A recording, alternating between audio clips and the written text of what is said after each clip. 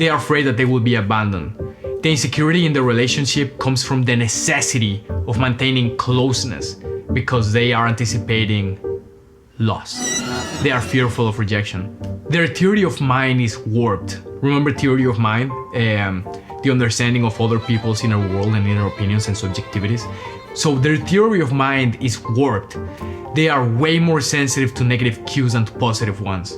The same way that your tongue is more sensitive to nasty flavors than to sweet ones. Because it is way more dire to be attuned or highly perceptive of cues of things that might kill you than to positive ones. So they filter the other person's signals through their own internal emotional needs.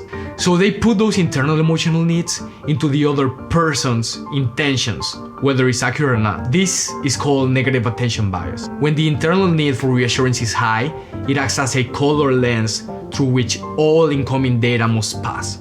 They have a lot of difficulty regulating emotions, which can lead to intense emotional experiences. And again, it's hypervigilance and difficulty self-soothing because of that deep-rooted fear of abandonment.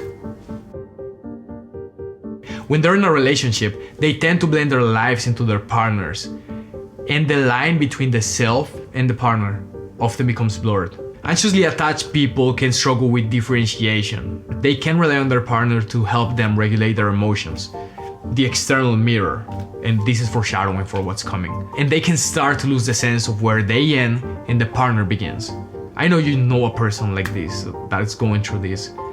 Be gentle to them. If you have an anxious attachment style, you might start seeing yourself adopt your partner's hobbies, political views, and even mannerisms. You start adopting your partner's things that make them themselves and putting that into you because you use the logic of, okay, if I'm starting to become like them, then it is way less likely that I'm going to be abandoned because how are they going to abandon themselves? This chameleon effect is an unconscious way to become unlivable. The last thing I want to say about anxious attachment style people is that they rely more on external emotional regulation rather than internal emotional regulation. And this leads to a dependency on their partners or their caregivers to manage emotions. And if they're not available, this might lead them to spiral into a panic because their emotional regulator is gone.